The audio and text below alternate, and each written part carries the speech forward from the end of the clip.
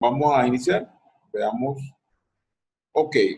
¿Se recuerdan ustedes que esto lo vimos en alguna medida en la clase anterior, pero ahora nos vamos a centrar en la aplicación del teorema? ¿Qué significa cada cuadrante con esa letra y ese subnúmero? ¿Quién se recuerda? ¿Qué significa A sub 1, A sub 2, A sub 3, A sub 4? Correspondía a un porcentaje del todo. Dentro del cuadro grande, el cuadro B, lo que abarca una esquinita es un porcentaje de la totalidad. Muy bien, pero primero el A sub 1 representa la probabilidad de todo el conjunto que suceda esa condición puntual, ¿verdad?Igual A sub 2, A sub 3, A sub 4. Uno puede asumir que cada uno de los componentes tiene un 25% de probabilidad. Pero también en este cuadro vemos un cuadro azul que tiene partes de los cuatro, llamémosle las cuatro grandes probabilidades. ¿Se acuerdan cuando hablamos del espacio muestral, verdad? Que es todo lo que puede acontecer. Entonces, vamos a ver, si yo quisiera, observan lo que estoy señalando, si yo quisiera conocer esta parte que incluye el cuadrante azul del cuadro azul, perdón, del cuadrante A sub 1, bajo los elementos que vimos, ¿cuál de toda la simbología debería de utilizar para saber esta parte que coincide del cuadro azul con el cuadrante A sub 1? ¿Es una unión, es una intersección, es una proporción, es una probabilidad condicional? ¿Qué es?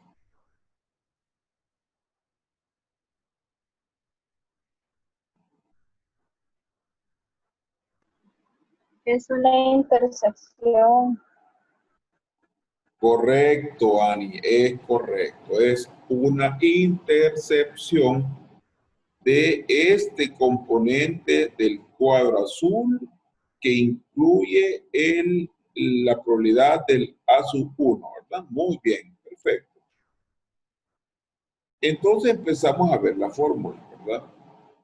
Entonces yo puedo calcular usando la probabilidad total. Fíjense, ¿cómo conozco la probabilidad de B? Es fácil, ¿verdad? Sumando la probabilidad de B donde se intercepta B con A sub 1 más la probabilidad de B donde se intercepta con el A sub 2 más la probabilidad de B donde se intercepta con el A sub 4 y con el A sub 3. Entonces, si yo hago las cuatro intersecciones, finalmente voy a conocer la probabilidad de ocurrencia de B. ¿Estamos claros en eso? ¿Estamos claros? Sí. Sí, doctor. Muy bien. Entonces, aquí lo que estamos diciendo es que yo puedo, en base a una probabilidad dada, yo podría conocer la probabilidad de un componente de todo ese marco que nos está mostrando. Muy bien. Entonces empecemos a ponerle números y a interpretar esto. Resulta, en el aula, el 70% de los alumnos son mujeres. Ok, si el 70 son mujeres, yo puedo asumir que el 30 son hombres. Ahora bien, del 70% de mujeres, aquí sabemos que 10% son fumadoras. Y de los hombres, el 20% son fumadores. Entonces resulta la pregunta. Ahora ustedes ven esta forma que está mostrada, lo que nos permite decir es, ok, total de mujeres, 70%. Total de mujeres de las cuales fuman, 10%. Las que no fuman, el 90%. Total de hombres, 3%, 30%. De los hombres que fuman, el 20% y los que no fuman, el 80%. La primera pregunta que nosotros nos hacemos es, ok, ¿qué porcentaje de personas fuman? Y observen lo que tenemos que hacer. Va a ser la multiplicación de la probabilidad de estudiante a mujer multiplicado por la probabilidad de mujer que fuma. Entonces, y eso lo ven reflejado acá. El punto 7 es el porcentaje de mujeres y el punto 1 es el porcentaje de mujeres que fuman. Ok, multiplico y luego sumo el porcentaje de hombres por la probabilidad de hombres que fuman. ¿Qué obtengo al sumar todas esas 4 probabilidades? Obtengo la probabilidad de que de todas las personas que están ahí, ¿cuántas fuman? Ok, ¿qué obtenemos? Con ese resultado yo puedo decir que el 13% de todas las personas de este grupo fuman. Fíjense qué interesante. No estoy hablando de, aquí en ningún momento me están dando la cantidad de personas, sino me están hablando de las probabilidades de que sean hombres o mujeres y de que fumen o no fumen. Quiero regresarme un poco a la clase anterior. ¿Se acuerdan que yo les decía que el mundo de la probabilidad tiene 2 grandes abordajes? En la clase anterior vimos la probabilidad frecuentista, que es llamada la probabilidad objetiva. Hoy estamos viendo la probabilidad subjetiva y también llamada que es la probabilidad bayesiana. Está basada en el teorema de Bayes. Muy bien, entonces ahora estamos con el segundo abordaje que se hace en cuanto a las probabilidades. En la clase anterior decíamos, ¿verdad? Si tantas personas tienen daño y tantas personas existen, ¿qué tan probable es que suceda el daño o el evento? Aquí no. Aquí es qué tanto yo parto de la probabilidad que me están brindando y con ella yo puedo encontrar un efecto. En este caso, por ejemplo, los fumadores. Ahora bien, ahora vamos y decimos, se elige a una persona de toda esta población que me da. Y la persona es fumadora. La pregunta que surge es, ¿qué tan probable es que la persona fumadora sea un hombre? Fíjense cómo le estamos cambiando, ¿verdad? La primera pregunta era, ¿qué tantas personas del grupo fuman? Ahora es, una vez yo elijo a una persona fumadora, ¿qué tan probable que sea un hombre? Muy bien, veamos cómo lo vamos a calcular. ¿Se acuerdan qué significa la raya vertical en una fórmula? ¿Quién me recuerda qué significa esta línea vertical?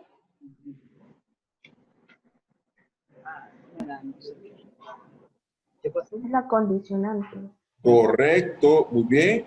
Y entonces, ¿cómo se leería esto?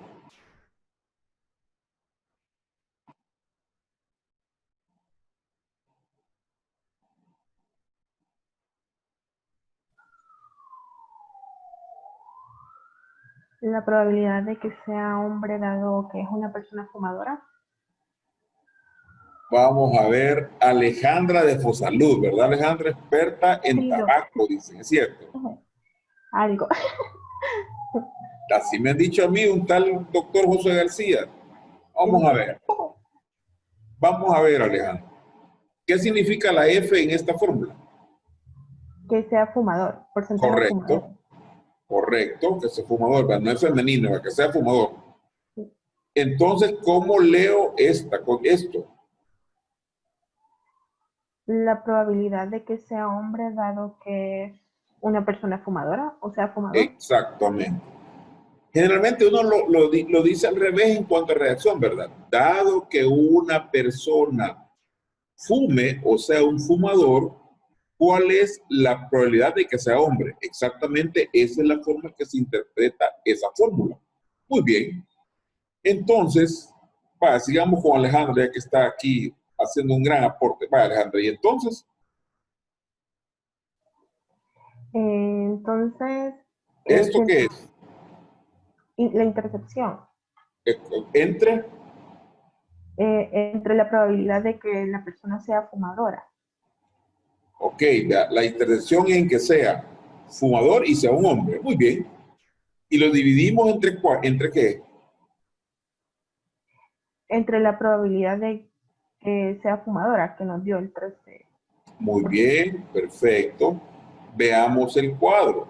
Veamos llamémosle esta, la secuencia que tenemos al lado derecho. Ok, la probabilidad de que sea hombre, ¿cuánto es? 0.3, Correcto, y lo ven reflejado abajo, ¿verdad? Y la probabilidad de que fume, 0.2. 0,2, ¿verdad? 0,2, ¿verdad? Que está acá. Muy bien. Y lo dividimos entre qué? Entre la probabilidad de que cualquiera fume. Vean la secuencia y la lógica de esto, ¿verdad? Tenemos entonces la probabilidad de que fume y sea un hombre, y después entre la probabilidad de que fume. Ok, entonces, ¿cuál sería la probabilidad de que, que un fumador al extraer el azar sea un hombre? ¿Cuál es la probabilidad?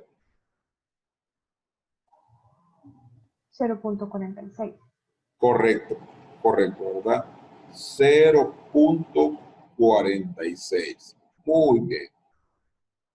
Vean ustedes, y yo quiero insistir, que aquí yo puedo tener la idea de condiciones previas y saber qué tan probable es que al obtener una persona, una condición X, yo pueda ver qué podría pasar con la persona que estoy seleccionando, ¿verdad? Yo establezco el punto de interés en la probabilidad. Entonces, reiterando acá, estamos claros que en esta parte de la probabilidad yo parto de parámetros que me están dando, de elementos probabilísticos que ya me están brindando. En la clase anterior, yo partía de la frecuencia en que se da una cosa.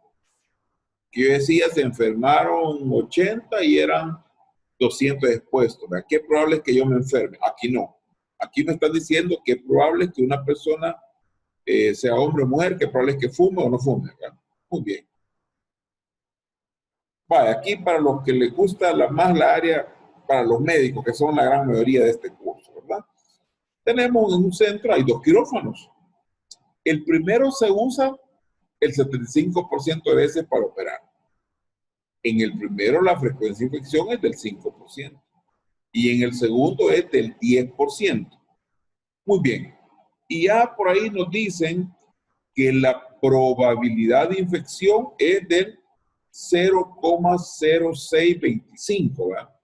Si lo hacemos así al español, es decir, que la probabilidad es del 6% de que se dé una infección, independientemente sea quirófano 1 o quirófano 2. Muy bien. Entonces, ahí yo digo, bueno, se aprueba la infección. Ahora hago la pregunta, ¿cuál es la probabilidad de que hay de que sea la infección en el quirófano 1?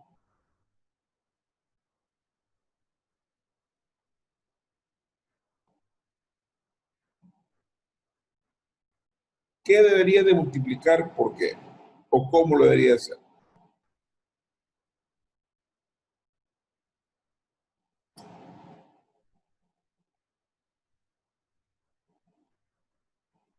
Ajá.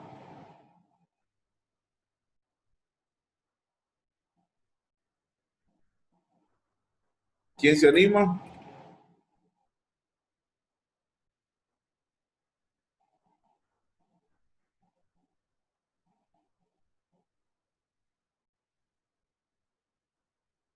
Ahí se anima, ¿no?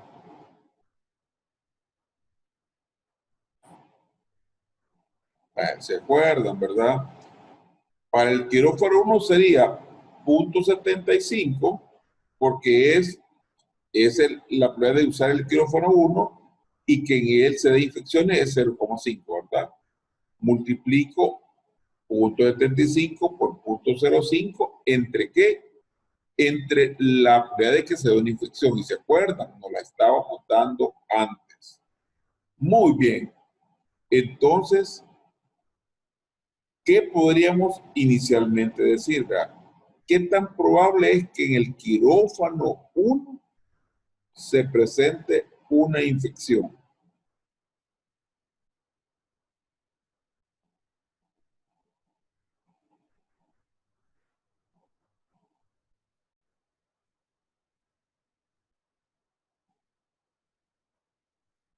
Vamos a ver, ¿está claro esta parte?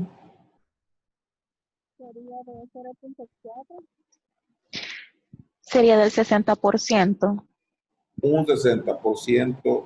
Exacto, Liz. Un 60%. Muy bien. Bueno, este no es un ejemplo que no me lo voy a saltar porque es un ejemplo no tan práctico. Vamos a ver eso. Ok. Vamos ahora, bueno, vamos a ir, yo les decía inicialmente que, que este tipo de pruebas, el teorema de Bayes, es muy utilizado en la parte clínica. Y aquí vamos a ver un ejemplo de la aplicabilidad del teorema ya en nuestra práctica. Muy bien, entonces vamos a verlo como una prueba diagnóstica para diabetes. Los carbohidratos ingeridos terminan como glucosa en la sangre. El exceso se transforma en glucógeno y se almacena en el hígado y músculo. Este se transforma entre comidas de nuevo en glucosa según necesidad. La principal hormona que regula su concentración es la insulina. La diabetes provoca su deficiencia o bien la insensibilidad del organismo a su presencia. Es una enfermedad muy común que afecta al 2% de la población. Ok, primer elemento que me está dando en este ejemplo, ¿verdad? Me dice que la prevalencia es del 2%. Luego, dice, una prueba común para identificar la diabetes consiste en medir el nivel de glucosa en individuos sanos que suele variar entre 64 y 110, ¿verdad? Alguien me podría decir, mire, hoy lo han bajado a 100, pero para fines de ejercicio estamos hablando de 64 hasta 100.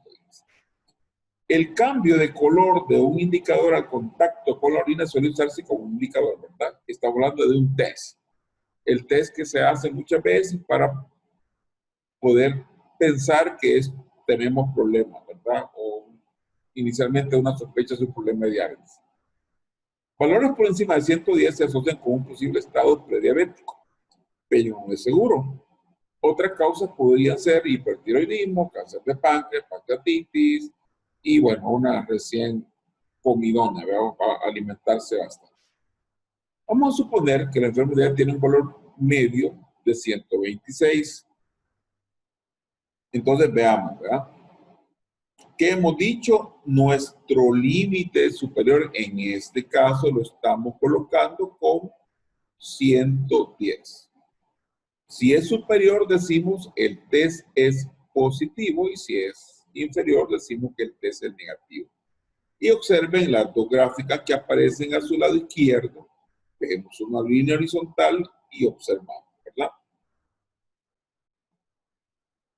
Entonces, yo puedo tener dos probabilidades.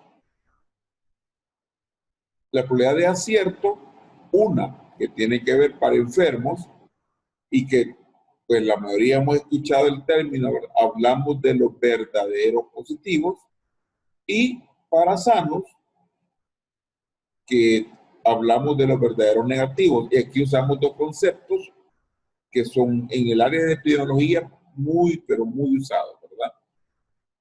Los verdaderos positivos constituyen la sensibilidad y los verdaderos negativos constituyen la especificidad. Entonces, cuando una prueba es capaz de decirme que el que está enfermo es realmente enfermo, tiene mucho que ver con la sensibilidad. Y cuando una prueba es capaz de decirme que la persona que no tiene la condición realmente no la tiene, estamos hablando de la especificidad de las pruebas. Pero ¿qué pasa? En nuestra vida real no hay ninguna prueba 100% sensible, ni tampoco hay una prueba 100% específica. Cuando nosotros observamos eso, y muchos de ustedes han escuchado que dicen, ese es un falso negativo o ese es un falso positivo. ¿A cuál le tenemos más miedo en el campo de la salud? Pues realmente en un falso negativo. Porque, ¿qué pasa cuando yo digo que es un falso? Es una persona que yo he dicho que no está enferma, pero realmente sí tiene la enfermedad. Porque y veamos el otro, ¿verdad? Cuando el falso positivo es el cual la prueba me dice que está positivo, pero en la práctica está sano. Esta segunda condición para nosotros es mejor porque yo creía que tenía tuberculosis, pero miren, ya le hicimos todo y realmente no fue mal. Está bien. Como salud pública lo captamos, le dimos tratamiento inicial, pero después nos dimos cuenta que no está bien. Por eso es que le tenemos más temor al falso negativo, porque es un caso, pero que por nuestros métodos diagnósticos no estamos captándolo como tal. Entonces, ustedes pueden ver ahí que el ejemplo de arriba, veamos la gráfica de arriba. Si preguntamos la sensibilidad, ¿quién me dice cuál es la sensibilidad del gráfico de arriba? En este caso, el test que está mostrando el gráfico de arriba. ¿Cuál es la sensibilidad?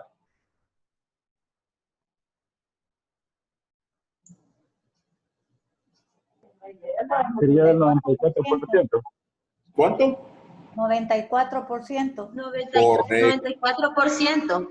Correcto. Desde La Unión hasta ¿dónde está? Cabañas y San Salvador. Pues, buenísimo.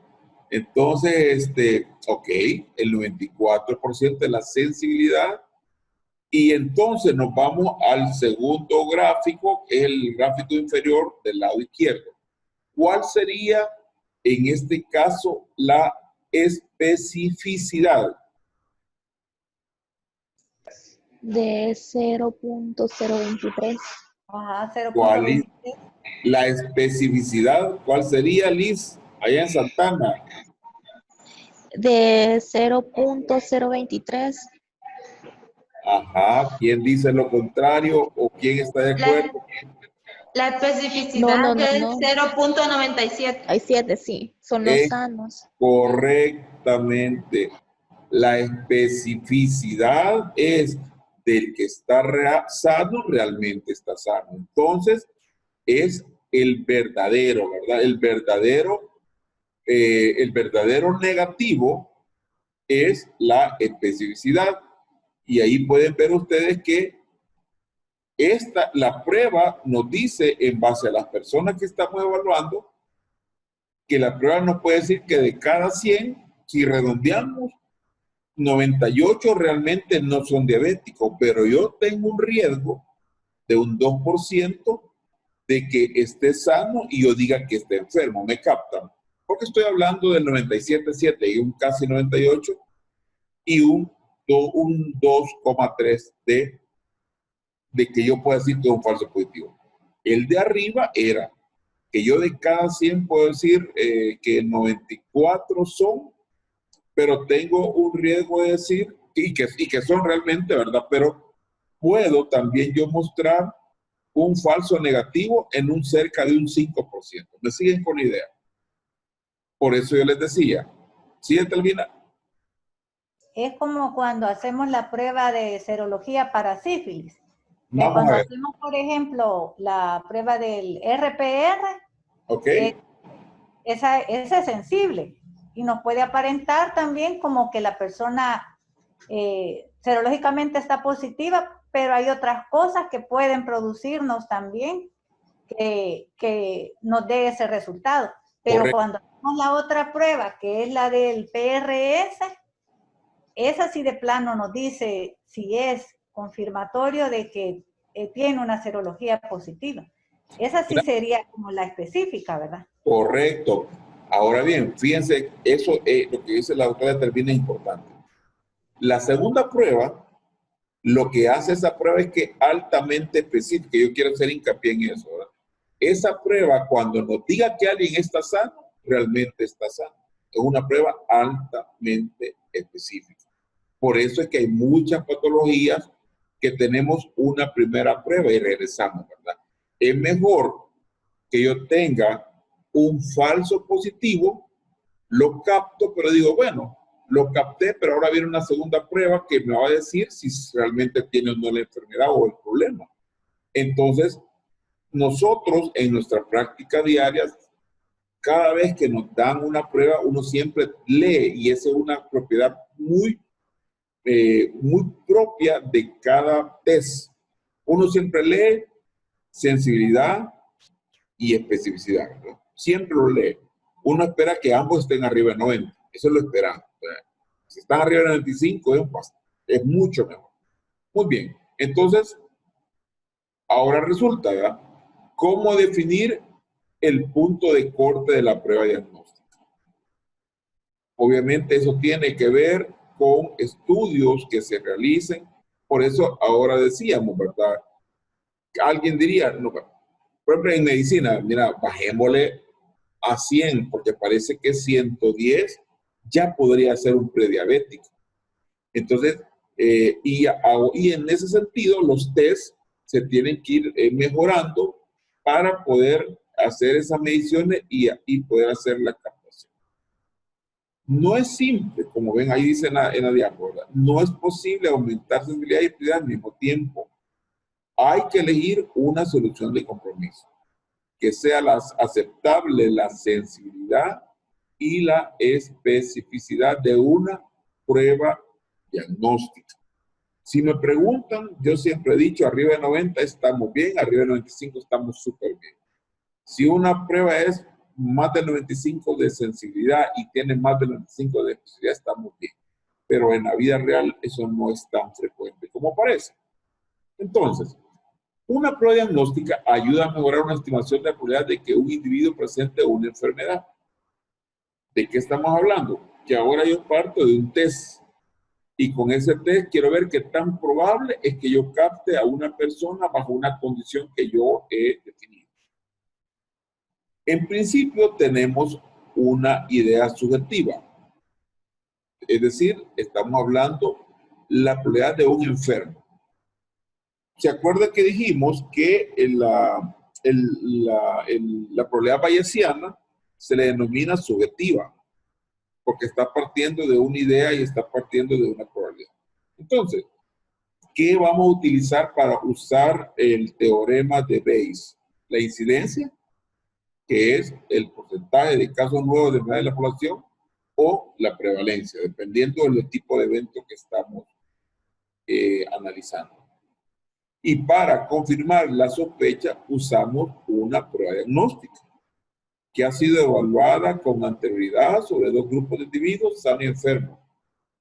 Así, de modo frecuentista, ¿verdad? Usando la primera parte de la probabilidad, yo puedo hablar de la sensibilidad, que son los verdaderos positivos o el verdadero enfermo, y que es la tasa de acierto de enfermos, y la especificidad, que son los verdaderos negativos, que es la tasa de acierto de sanos.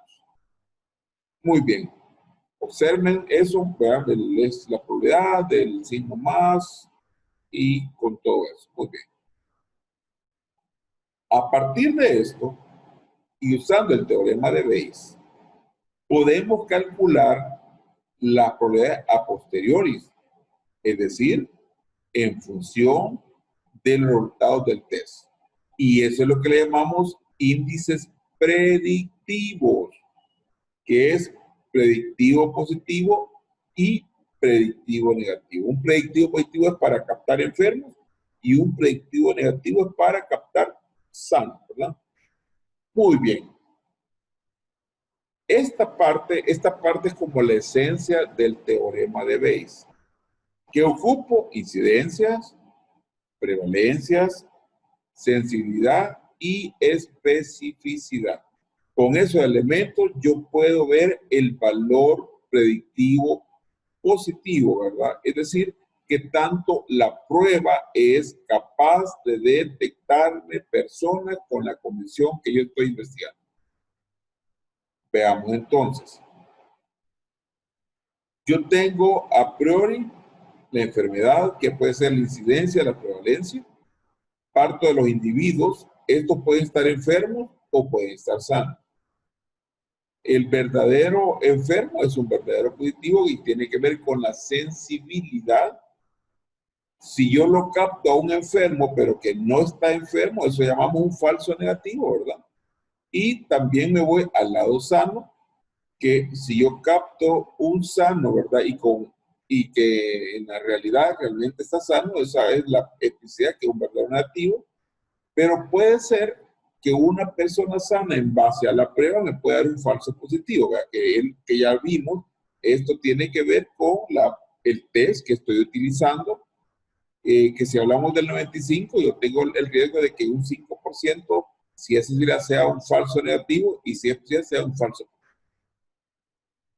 Ok, entonces, ¿qué es lo que nosotros tenemos? Y vamos a hablar de aquí de un caso muy, pero muy puntual.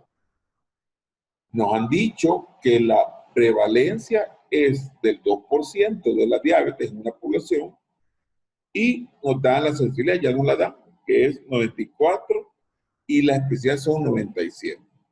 Muy bien. Entonces vamos a calcular los índices predictivos, ¿verdad? Si ustedes observan los elementos que les decía anteriormente ya, ¿qué es el 0,02? ¿Qué es?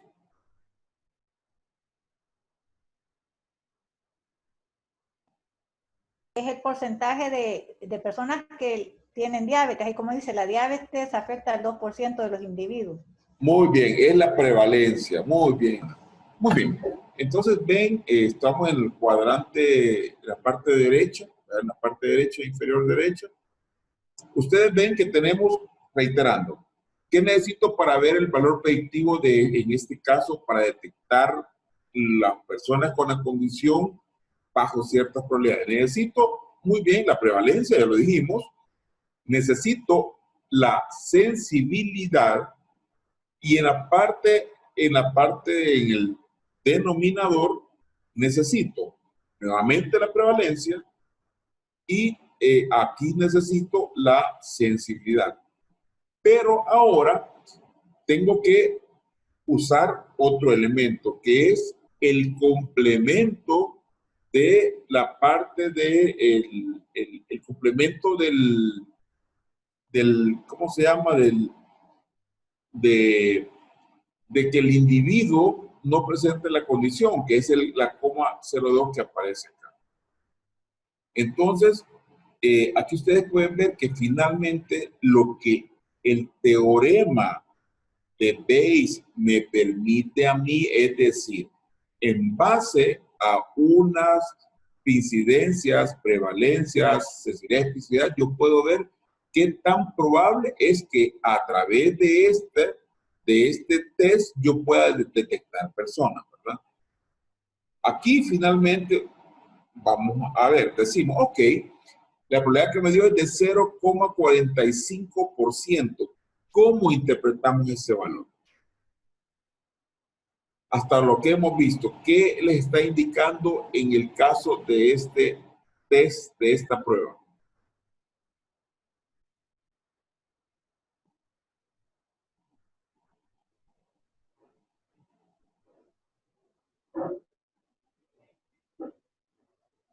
A ver, mis estimados, ¿quién se atreve a decirme qué significa el 45,6%?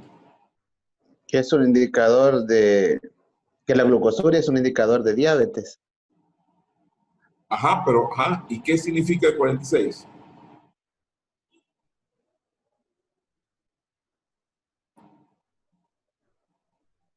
que en el 46% de personas diabéticas se va a encontrar glucosuria. Que si yo realizo este test, o sea, el valor predictivo positivo usando este test, yo puedo decir que la probabilidad que encuentre una persona que presente glucosuria es del 45,6%. Es alto, ¿verdad? O sea que es un test que me permite saber si la persona puede presentar un problema de diabetes. Nosotros en la práctica clínica, este teorema, por eso es bien importante, porque basado en parámetros como son la incidencia o la prevalencia, la incidencia de especificidad, yo puedo saber si lo someto a un test, qué tan probable es que la persona identifique yo el daño que estoy investigando. Ok.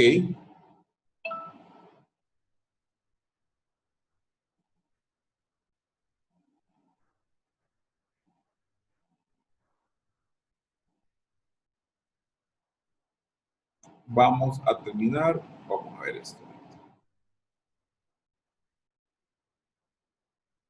Lo ven todo, ¿verdad? Ahorita se observa, sí, ¿verdad? Sí. Ok.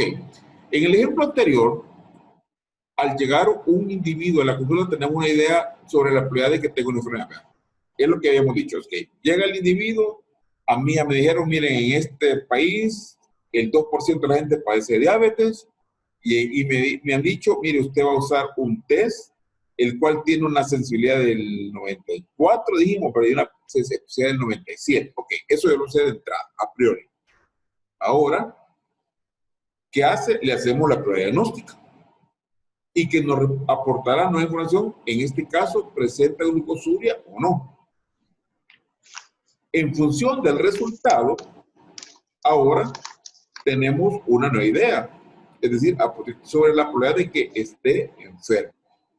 Entonces, esto es la aplicación del teorema. He tratado de resumírselo, sobre esto hay mucho que leer, pero yo de verdad les digo, este es un tema que es de mucha utilidad, hay que revisarlo. He tratado de ser muy explícito, una clase lo más corta posible porque hay mucho de qué hablar, pero esto que está acá son los 3 elementos que ustedes deben de conocer sobre lo que es el teorema, ¿verdad? Entonces, nuestra opinión a priori ha sido modificada por el resultado de un experimento, ¿verdad? Preguntamos qué probabilidad tengo de estar enfermo, en un principio el 2%, era una prueba de glucosuria. Entonces, del 2% que yo conocía, yo le digo, mire, señor, usted presenta glucosuria, ahora es probable que usted en un 45,6% usted pueda tener la enfermedad de diabetes. Está. Ok, mi estimado. Y con esto hemos terminado la clase del teorema. ¿Alguna pregunta? ¿Alguna duda? ¿Algún comentario?